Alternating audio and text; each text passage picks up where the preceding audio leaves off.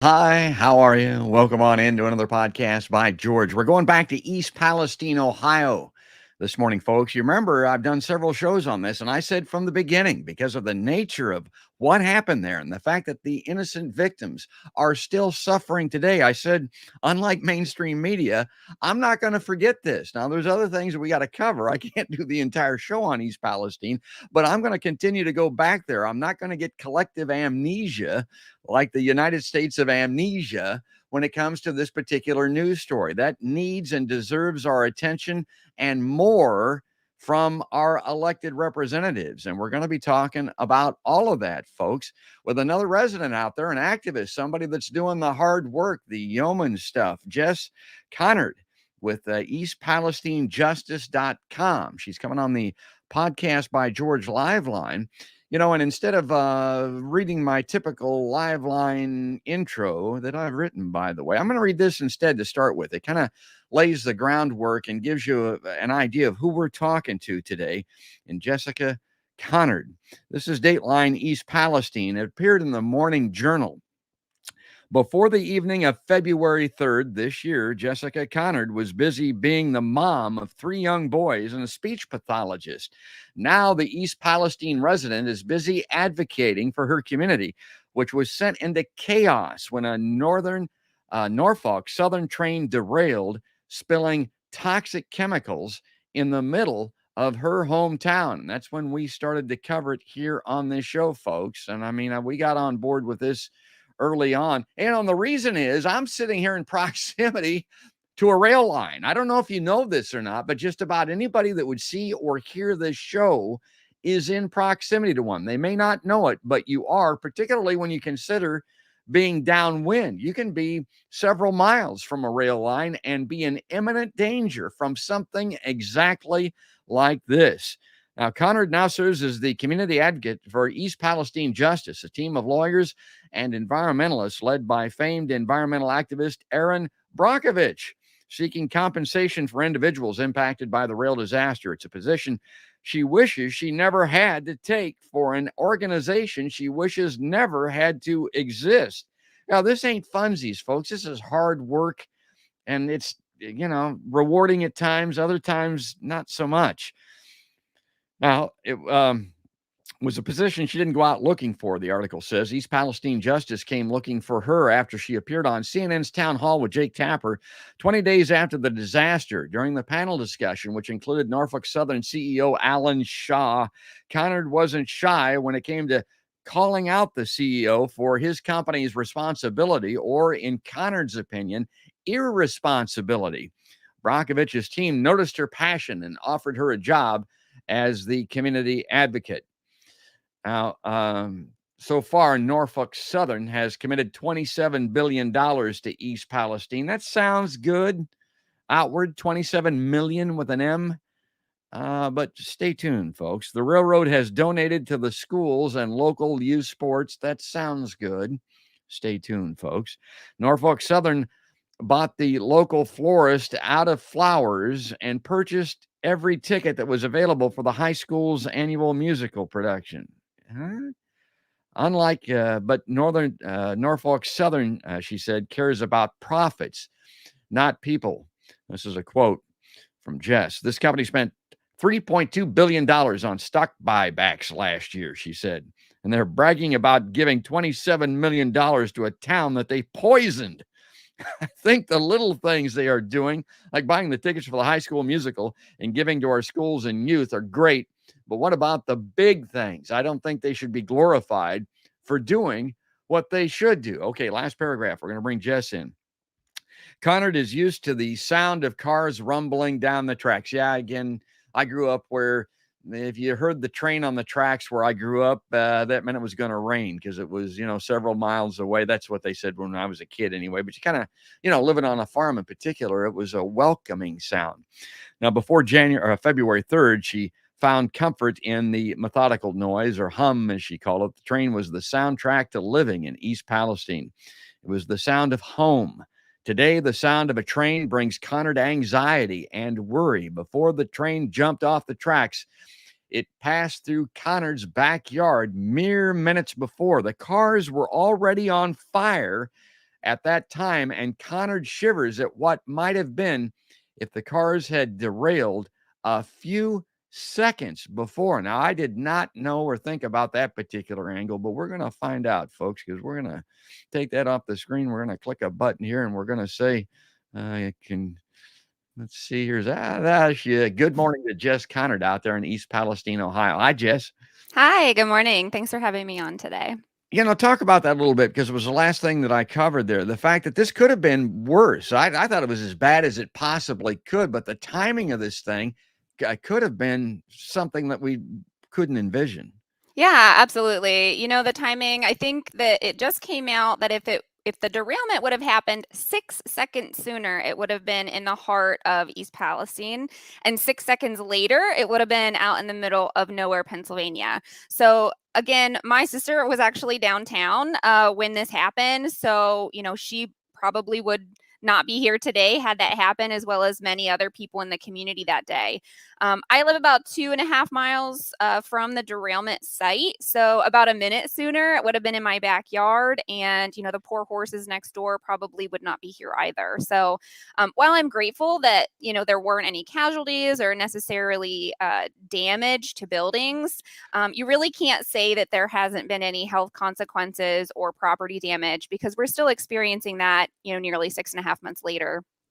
That's the big issue. That's what I talk about all the time. It's just human nature to think things are naturally going to get better, but this ain't natural and it ain't getting any better. As a matter of fact, there are signs that this is maybe a forever situation. I mean, these chemicals, and we're going to be talking about vinyl chloride here shortly and the role that substance plays in this.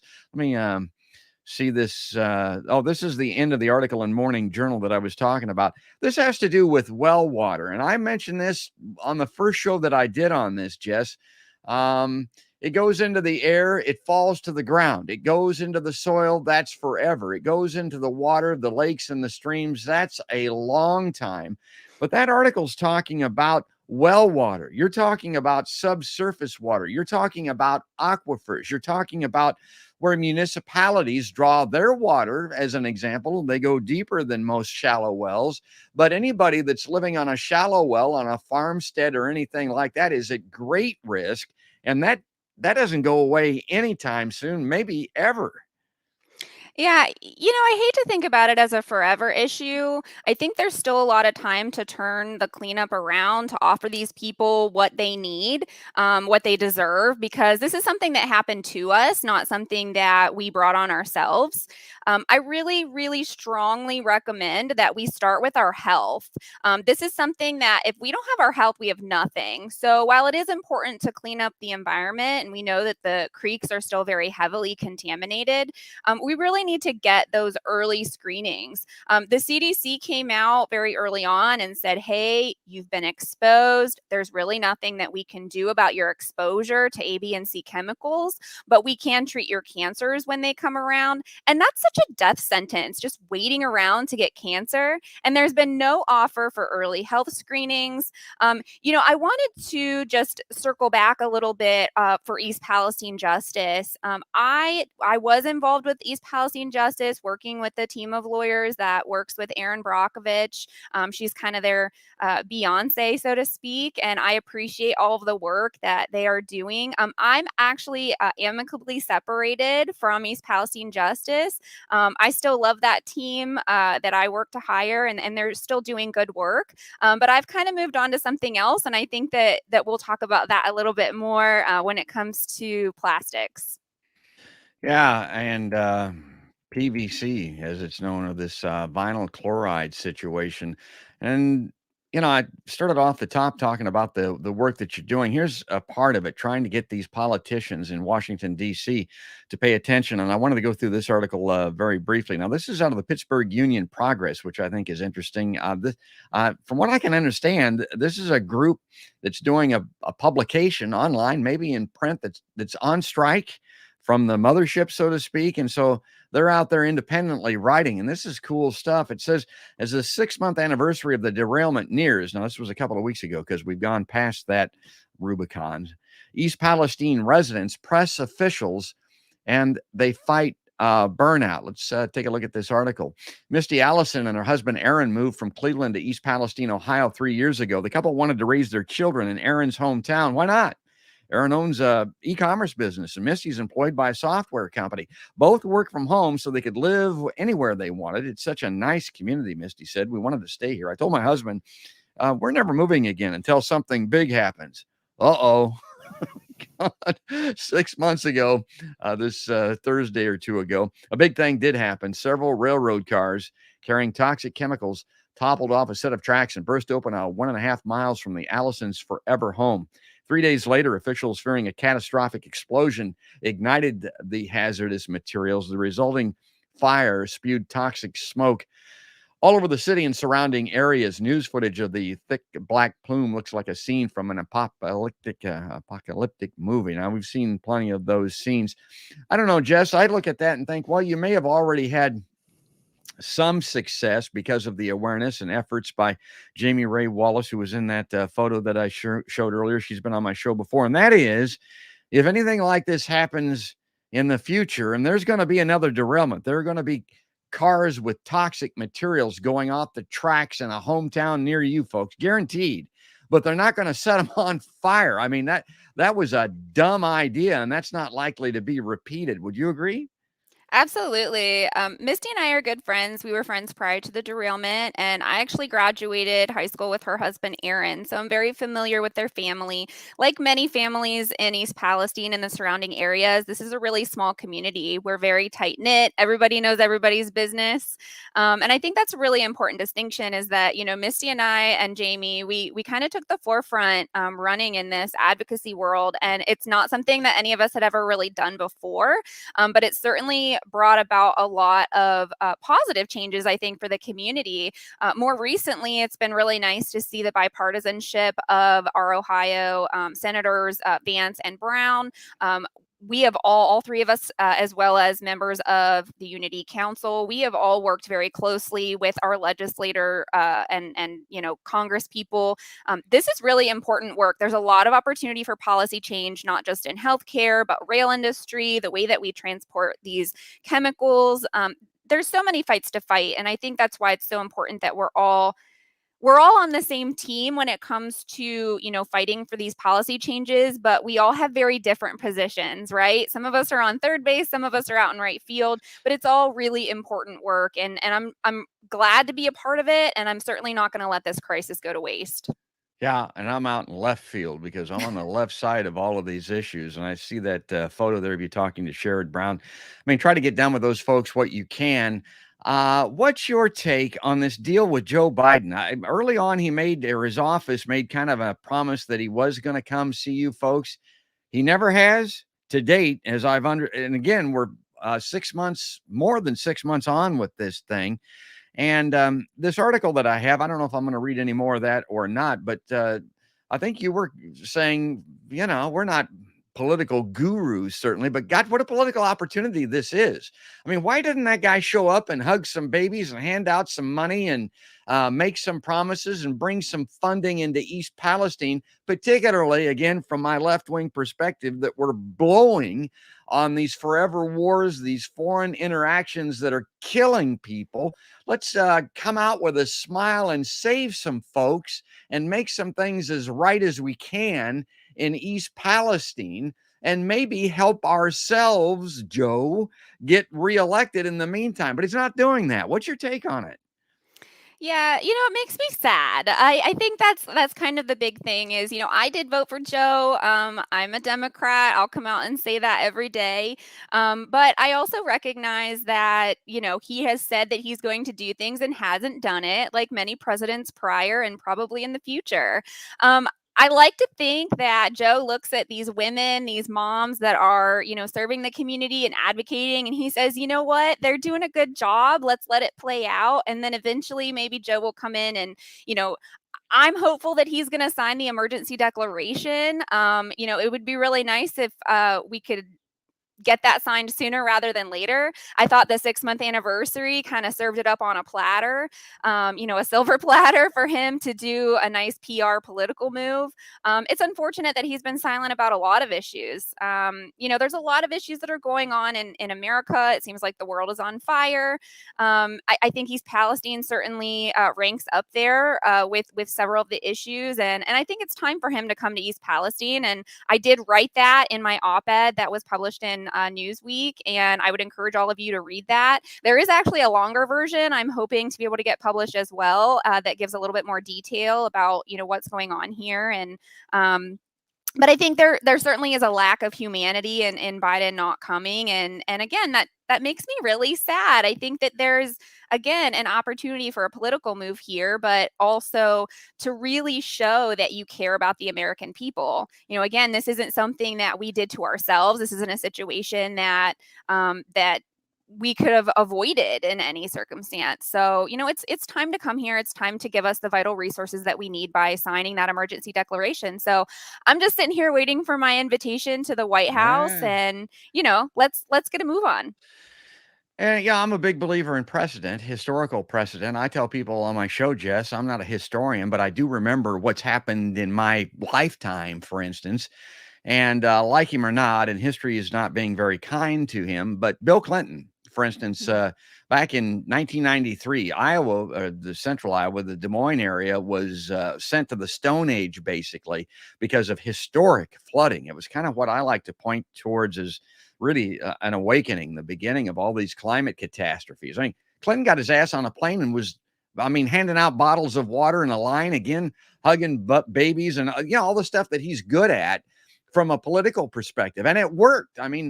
And again, I look at Biden and there are complaints now coming out of Lahaina in Maui, same type of thing. Why aren't they doing this? And the real cynics on the left would say, well, they got to be careful because of their donors. They got to be careful because of the rail industry, extremely powerful, my God, as far as East Palestine is concerned. And Wall Street is an example, and the developers in Maui and all that. Is that really first and foremost? Because, like I said, Bill Clinton just got himself on a plane and came out here. But let me bring this up on screen because I'm getting okay, so let me bring this guy. This is the great Suzanne Murphy. She's kind of reading my mail here. She knows what's going on. She says, have you received adequate information from the EPA regarding the toxins released?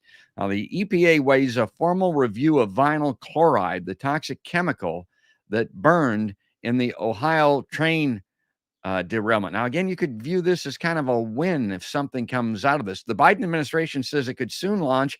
Again, look at these weasel words. The Biden administration says it could soon launch a formal evaluation of risks posed by vinyl chloride, the cancer-causing chemical that burned in a towering plume of toxic black smoke. That's what we talked about. My God, they're not going to do that anymore. They're not going to burn this stuff following the fiery train derailment in East Palestine, Ohio. Okay, Jess, I make the point on my show all the time that when you're reading an article, every word means something. I talked about those weasel words. The other part that's very important in just those couple of sentences, there's no doubt this vinyl chloride, absolutely no doubt, it causes cancer. And that's, as you mentioned, something that is going to be on the minds of anybody that was exposed to this for all of their lifetimes, generationally, maybe. It causes cancer, Jess.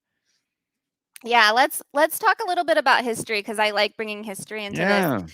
There really is no safe level of a carcinogen, right? And we know this back in Libby, Montana, during the Obama administration. There was a Senator Max Baucus, and he initially was against a single-payer health care system. And this is an important distinction, because what happened in Libby, Montana was there was a negligent corporation, similar to the situation in East Palestine, that had vermiculite that was unfortunately laced with asbestos. And there were hundreds of people that died because of this negligence. And the ones that did survive have significant health issues. And what that senator did at that time in Montana was really incredible. He kind of ate some crow and he's like, listen, these people need healthcare. They need healthcare for life. They need to know that their federal government is going to be supporting them. And so what happened was is he implemented and pushed forward Social Security Act 1881A, which details environmental health hazards, exposure, and that it allows people that are in an emergency declaration situation to have Medicare opportunities. Now, this is really important because it's the Social Security Act is not written specifically for Libby, Montana. This is written very generally. So that's why we continue to push for this emergency declaration. The people in East Palestine may seem all hunky-dory and fine right now, but in 20 years, when those cancer clusters start popping up, this is going to be a really important thing for us to already have established in this area. I really, really, really suggest if there is anything that you can do for your situation, I think that reading about Libby, Montana is very, very critical right now for the people of East Palestine. Yeah, and another thing, again, that is talked about often in left-wing media, and it was really prominent, when people were struggling through the pandemic with COVID. Joe Biden, I think, can do this on his own, as far as at least temporarily, or at least through his administration. If he wanted to give everyone in East Palestine Medicare for all, for everyone, he could do that. Is that your understanding? That is my understanding, and that is actually the truth. And I would say beyond East Palestine, I would say anyone that feels like they were exposed, which would probably span a good 30-mile radius. Our creeks here in East Palestine, Leslie Run, Sulphur Run, I was actually in them with some members of Vance's team this past week for about 45 minutes. They are heavily contaminated. Now, I did take precautions, but I did end up with a sore throat. My nose was burning. And again, we're talking 6.5 months later, that these creeks still remain heavily contaminated. Now, you have to understand that these creeks run all underneath our town, underneath homes. There are homes that are built on top of these creeks, businesses, and these places are still at risk for vapor intrusion. There is certainly exposure pathways because of this, and there are some back porches that are mere feet from these creeks. So when you talk about contamination of the creeks and the EPA saying, oh, everything's safe, everything's fine, it's not fine. This is going to be an ongoing issue for years to come. Again, I hope it's not forever, but I hope that we have those health opportunities, the screening opportunities, in many years to come. Yeah, and I've seen this change just in my lifetime. It used to be if you got something on your skin, for instance, well, just wash it off or wipe it off or whatever, you'll be okay. But it's come to be understood that the skin is a pathway through your body, basically. It's a screen door, for lack of a better description. My God, Jess, when I was a kid, I remember a guy that worked for my dad reaching into a tank of 2,4-D weed killer to mix the water and the chemical with his arm, reached his bare arm in there and stirred it. Oh my God, that's the kind of thing. We've come to be smarter than that. Used to be that they believed that when it came to smoking and, maybe some drugs and stuff like that, that there was some kind of shield between the mother and the baby when she was pregnant. I mean, we've come to understand what goes in the mama goes in the baby. I mean, come on, it's the same blood. It's the same. That's just silliness to think and believe the things that we used to. Well, it's the same thing with these chemicals now and how they get in you and they're not coming out, and people need to be taken care of because of as Jess said, and like I started off talking about, these are innocents. Hell, these people, I talked to one guy that was just sitting on his front porch enjoying the evening, and my God, here comes this thing rolling down the track, a time bomb that will be in the back of his mind at the least, depending on the illnesses that come from it, for the rest of his life. We need to take care of those that are put upon through no fault of their own. Let me take a look at this article again and see if there's something else here that I wanted to bring up and talk about. I Well, don't I like to think it's spend all my important to time. talk about, Yeah. if I could just speak here, I think it's important to talk about the fact that while East Palestine seemed like a moving disaster, right? Because the hazardous materials were moving and then they crashed.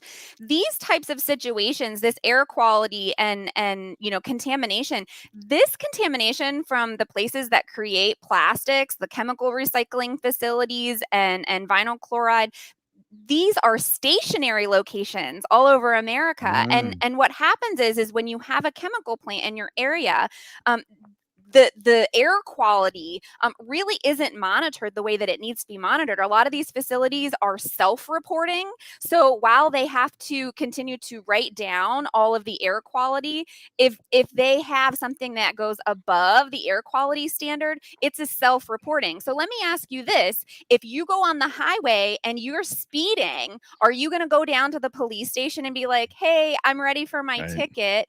No, you're not going to do that. So there really is no enforcing agency, and that's a problem. That's one of the things that we're fighting for. These facilities, these chemical recycling plants, are primarily in low income areas or areas where it's primarily populated by people of color. That is a problem. Texas, Louisiana. There is a new plant actually that's trying to go up in Youngstown right now that wants to burn tires. So, again, Youngstown has come a really long way as far as their downtown area. Jim Tressel has done a fantastic job of the buildings and the campus, and this chemical recycling plant is going to be burning tires, which we know has metal and plastics. And while they'll say it's just tire chips, that is correct. It's cut up Well, tires, which yeah. which are tires. Yes. And they say that it's safe. They say that it's the green way to get rid of the methane from the tires that are in these landfills. But there are so many problems with these pyrolysis plants, and it's upwind of student housing. It's upwind of the entire city. So if this thing has a bad day, the whole city's going to have a bad day. So again, what happened in East Palestine, while it is bringing light to these issues are not new. These facilities are not new, and it's very unfortunate. We really need some sort of enforcing policies, agencies, whatever it is, not just issuing the permits, which is what the EPA does, but we need kind of a police force, I guess, to really dig deep and recognize the issues that these areas are having. I was actually recently up in Niagara Falls with my family. For the first time, my three kiddos got to see the big waterfall, and it was great. And we just kind of stumbled upon one of the vinyl chloride facilities, and it was insane because it appears there's a little bit of gentrification kind of happening in that area because of the tourism, but the whole town was just completely decimated. It's poor, and the houses are falling apart, and it's just really a sad place when you come from to visit what you think a touristy area would look like. And I truly think that it's because of these chemical plants that are in the area, and it was really sad to see. So what happened in East Palestine, while it was a movement issue, happens in stationary locations all over America.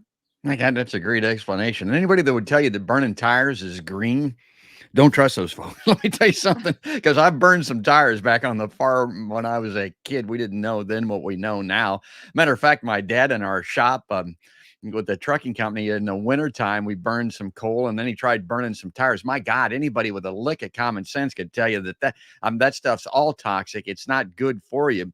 And here's another thing that isn't, and Jess has been talking about this vinyl chloride stuff. Now, I oftentimes thought of polyvinyl chloride, PVC. And the great late Warren Zevon had a song where I don't know how you can make a song out of polyvinyl chloride working at the factory, but he did. But what is vinyl chloride? Vinyl chloride is a colorless gas that burns easily. That means you can't see it, folks. It's going to make you sick, maybe kill you, I think, if you can't see it. It does not occur naturally. So if it's not natural, it ain't natural. It must be produced industrially for its commercial uses. Vinyl chloride is used primarily to make a polyvinyl chloride, PVC, a hard plastic resin used to make a variety of plastic products, including pipes, wire, and cable coatings and packaging materials. PVC is not a known or suspected carcinogen. Well, again, I think they're talking about the finished product. I mean, if you rub it on your skin, as long as you don't eat it, it's probably a PVC pipe is not going to give you cancer. But the crap that goes into the production of it definitely can. Vinyl chloride is also produced as a combustion product in tobacco smoke. Again, something that we know is a carcinogen. Okay, so a couple of things I want to get you to talk about, and maybe this is a good point to bring this up, Jess, and it's something that you're encountering as an activist. Now, you got to get in the Wayback Machine. You got to be as old as me to remember this scene in The Graduate with Dustin Hoffman, but he's graduating college and he's looking at going out on his own, and this old gray-beard guy here pulls him aside. He says, I just want to say one word to you, just one word: plastics. And again, this was in the early 60s, I think, when this movie came out. But they knew back then what a moneymaker this was going to be, what a huge industry this would become. And it's tied to the fuel industry, to products like that, this PVC and all this type of thing. It's a huge part of America. And I'm sure you've encountered resistance because of the money tied to plastics, PVC, and whatever, Jess. Yeah, there's a long history with vinyl chloride. Back in 1974, we recognized it as a carcinogen, and it actually was in a lot of hairsprays and common products that we used. So it was banned at that time in those products, but for almost 50 years, we've had an opportunity to ban vinyl chloride. Now, I was in Washington, D.C. a few weeks ago with several other local advocacy groups, and we presented a petition to the EPA to encourage them to put vinyl chloride on the TSCA list, which is a list of chemicals that the EPA looks into to potentially ban. The products that vinyl chloride, so we know 99% of vinyl chloride is used to make PVC plastics. So these are your number 3 plastics, right? Your restaurant packaging, plastic toys, and PVC piping is a big one. All of those things can be replaced by something else. We have safer options for PVC, for vinyl chloride. If you think about a rubber duck, right? It's not rubber, it's PVC. So your child, your toddler that's sitting in the tub chewing on this polyvinyl chloride, that's a problem, right? While we're not necessarily eating it, but do you want your child chewing on that? A That proven is what carcinogen, yeah. that's what the EPA is saying is safe right now. So we know that this is a product that cannot be recycled, and it's not be recycled safely. And so why do we continue, for 49 years, why have we continued to allow this product into our lives? That train that passed by my house that was on fire was hauling 700,000 gallons of vinyl chloride. And while only 116,000 of it was spilled and burned, it's a bomb train. It's a bomb train that is going through your community. Yes. And if you are not recognizing that you could be next, that's a problem. We need to get the word out. And let's talk about power here. Let's talk about the government, the EPA. Do you trust them, this review that's forthcoming? What's your take on the EPA? I think it's really, really important to create good relationships, even with maybe an agency that you don't always agree with. We have to be able to understand each other and to communicate and talk to our legislators, the people that we've elected. We need to be able to sit down and have adult conversations. This isn't a put your stuff out on social media and hope somebody, gets it. It's about picking up the phone, writing a letter, sitting down and talking with these people about the impacts. When I've been to Washington, D.C. twice, I've spoken with many of our elected officials, and a lot of them don't know the things that we're going through, and they're not going to know unless if we pick up the phone or write the letter and tell them. They have a lot on their plate, just like Biden does, just like any elected official does. I'm really grateful again for Senators Brown and Vance. We also met with Bernie Sanders. We met with Fetterman, Ro Khanna. There's a lot of senators that really are working for us and for their own communities and their own states. So, these things take time. One of the things that I heard from the EPA in our meetings was there's a lack of resources, there's a lack of money, these things take Uh, time. But I'm here to tell you that yeah. I live in a community where 60% of us are below the poverty guideline. So while we might have had some money given to us from Norfolk Southern, we have no resources. We generally don't have a whole lot of money, and we are quite literally running out of time because we are dying. That is the situation here. Each one of us every day has a low level of chemical exposure, and eventually that's just going to whittle away our health. Yeah, anybody that's watching my show here today, and I've got some regular viewers, I know I rail about this constantly, long before the Ukraine war. It's just the most recent example. $100 billion to Ukraine, we can do it. I mean, the most recent allocation in the billions of dollars, no problem like that. But for this, for whatever reason, it seems to be very difficult to do. $1 trillion annually renewable goes to the Pentagon, which copacetically every single year they've been asked to do it fails an audit. They can't find trillions. We're talking with a T, trillions of dollars given to the Pentagon by our own government. And these people out in, I mean, American citizens out there in East Palestine, victimized through no fault of their own, wanting this assistance for whatever reason. The same guys, the same women that can, rubber stamp this money. And some people with MMT, the modern monetary theory folks, say it's not even real. It's funny money. It's not even real anyway. They can do it for those concerns, but they can't do it for East Palestine. Now, this is a very really revealing little comment from Suzanne Murphy. It goes to what you were talking about as alternatives for vinyl chloride, polyvinyl chloride, Jess, bamboo and hemp. And here's what I would say about this, and you may have come across this. I think it's, are they too dumb or are they in on it? We talk about that on my show all the time with these elected representatives. Well, look at your 401k. Look at the Dow Jones Industrials. Look at the stock market today. See how many bamboo and hemp major corporations you see in that. Look in your 401ks, America, and see how many funds you have that are big bamboo, that are big hemp.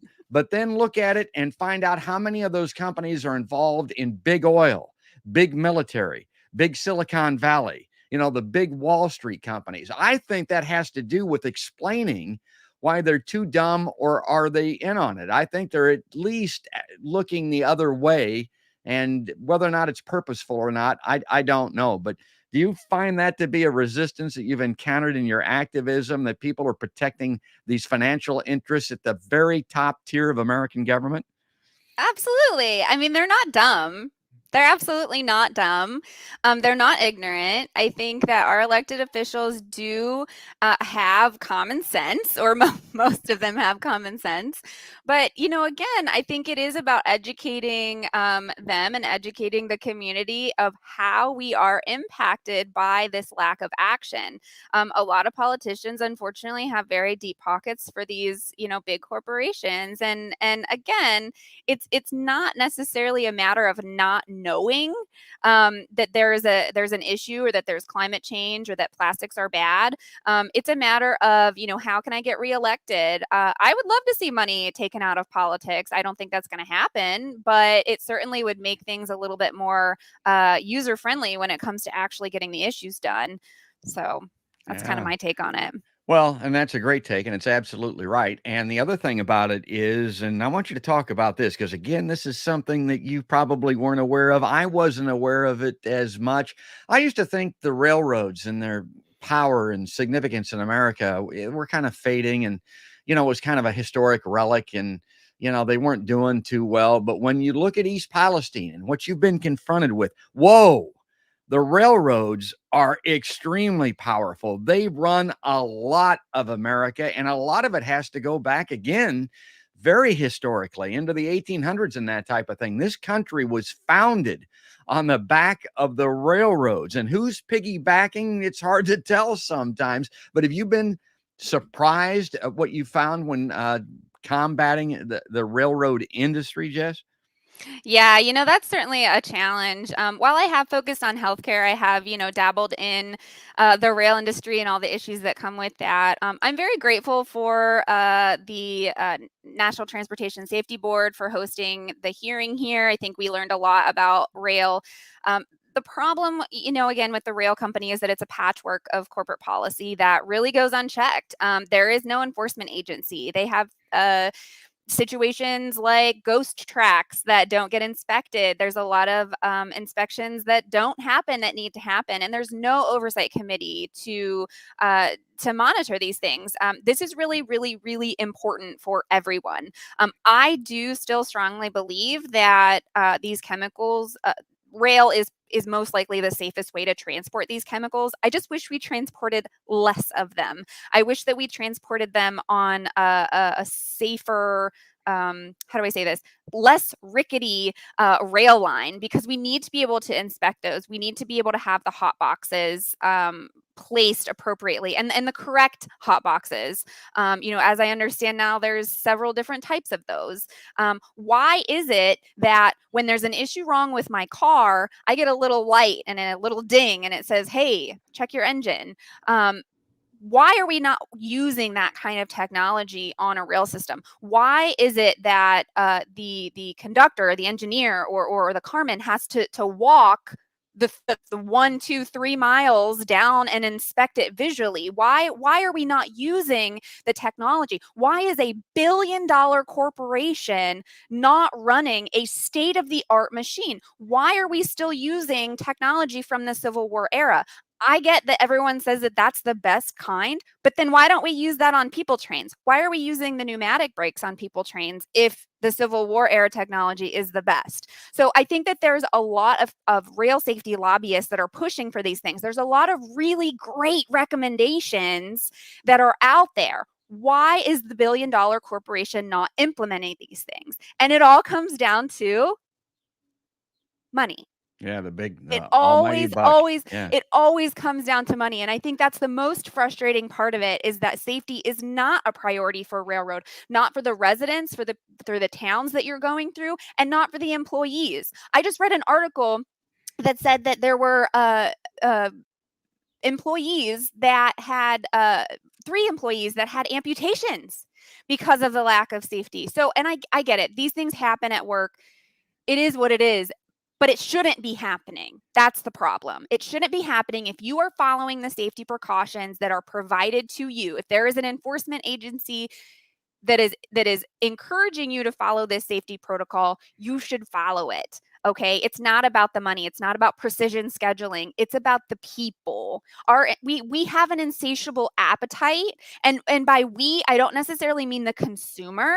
I think that generally corporations have an insatiable appetite for plastics, and they're not taking advantage of the safer alternatives that we have available. They're not pushing that agenda to make our world a better place. They're pushing the agenda to line their pockets. And it's sad.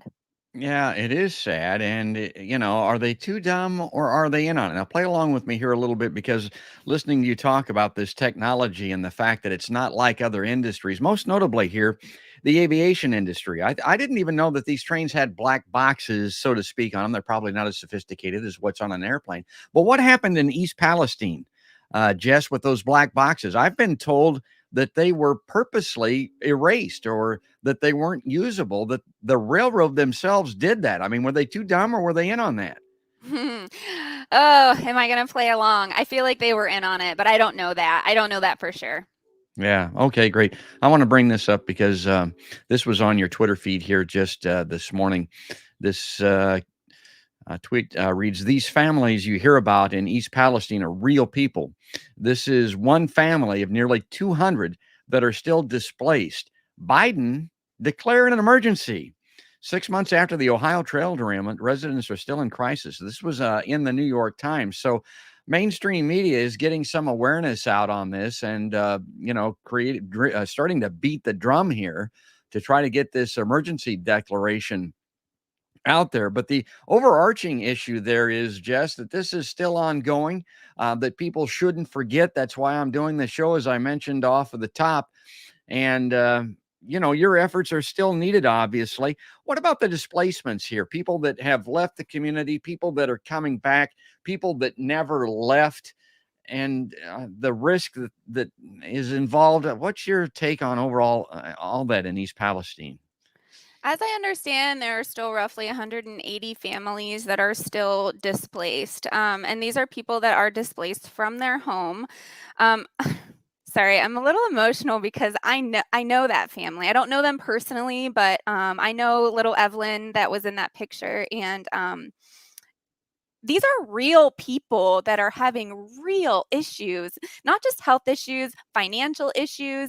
If you think about, there's this really great relocation program, right? And what about the people that can't relocate? What about the people whose homes are made for them, that are designed for them, or that have a neighbor that helps them out or brings them meals? What about the handicapped or the elderly or people with pets or people with livestock? These are very real issues. It's not like people can just get up and move. That's not an option for everyone. And I think it's really important to recognize that. Norfolk Southern is starting to have this home cleanup where they're dry wiping people's homes that are displaced. Hello. Some of us have been still living in our homes. There's still potential basement exposure from the streams. Thanks for wiping my dust. What am I supposed to say? These are very real issues. There are financial issues. There are career related issues. We're having, health. It's more than what it seems. And these issues have not been brought to light. And I'm so grateful for the New York Times for doing this article. I'm so grateful for Jessica for speaking out, Jessica Albright.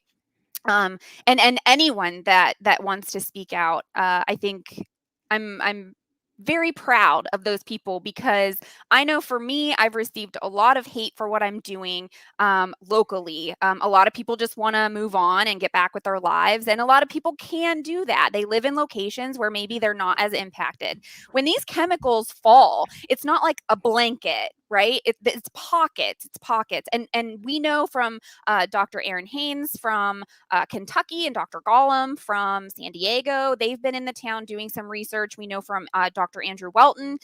These are people and universities, colleges that have academic people that have come in and said, hey, this is how you recognize it. We know that women are primarily more impacted because of our hormones and because of our fat content. So and these are issues that we as a community have had to go out and find. This isn't something that's just presented to us at a community meeting, right? While we have had community meetings, it seems like they say one thing one day and then another thing the next day. And so there's a lot of misinformation that happens day to day from the agencies that we are supposed to trust. So again, these are families.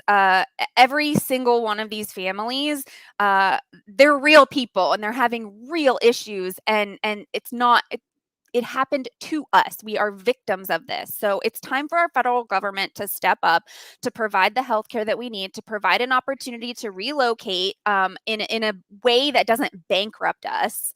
And if you're going to clean up the streams, clean them up, because they're still very contaminated, and stop saying that they're not, because I can go less than a mile from my home down to where Leslie and Sulphur Run meet, right at the entrance of our park, which apparently is the jewel of our community, not the people. The park is the jewel of our community. And you can literally shove a stick under a rock and you get this explosion of white gook. And it's chemicals. Yeah. It's chemicals. And I guess maybe the last thing that I would say, and I can't say it enough, and I say it over and over, don't let them use the excuse that they can't afford this. $1 trillion is a stack of $1,000 bills. If they printed them, I think it's 67 miles high. That's what $1 trillion is. We give that to the Pentagon to execute wars around the globe. Every single year, it's renewable. My God, you can't even, and they use analogies like those $1,000 bills because people can't envision, you can't grasp what kind of money that is. That money is there. I think there's another reason why they're not doing it. And Jess and I have talked about that a little bit today. Maybe we'll revisit on a future show. She's been very generous with her time. I want to thank you for coming on the podcast by George Liveline, Jess. And I want to give you last word here, because anything that we've talked about or that we haven't, to give us a wrap up, to give us a close here, you get the last word. Thank you. I appreciate that. I think my last word will continue to be the same. If you live near a railroad track and you have not yet read about East Palestine, or you have not yet involved yourself in what's going on, this could happen to you. Your community could be next. It's a grim warning. We all need to pick up the phone, write our senators, write our elected officials, write to President Biden, write your own op-ed and submit it to Newsweek. It's time for change. There's a lot of opportunity to do that right now, being in the public eye. So this could happen to you.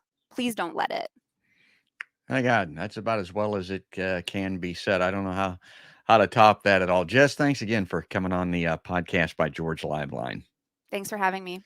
Folks, we've been talking to Jessica Conard. She's a proud resident of East Palestine, Ohio, and she is an activist doing everything that she can to try to protect her family, probably first and foremost. And who would blame her for that? But of course, all of her friends and relatives and neighbors that are there in East Palestine that she talked about brought a tear to her eye. And then by way of extension, all of us, because we all live. I mean, get out your Google Maps and take a look.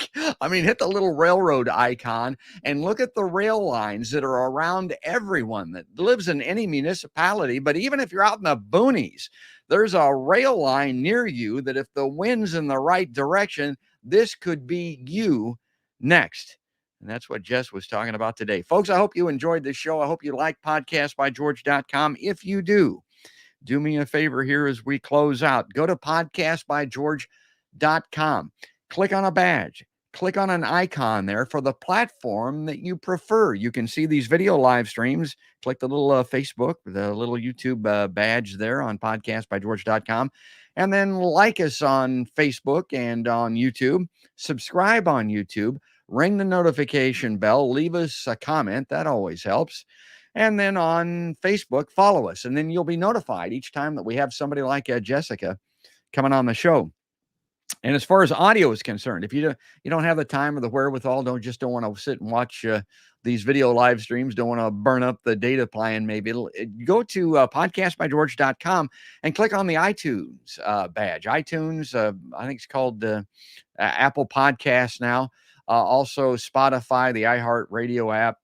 Deezer, Stitcher, as long as it's going to be around those places, Amazon Music, they're all on podcastbygeorge.com. But folks, that's going to do it.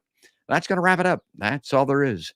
And there ain't no more. That's another podcast by George.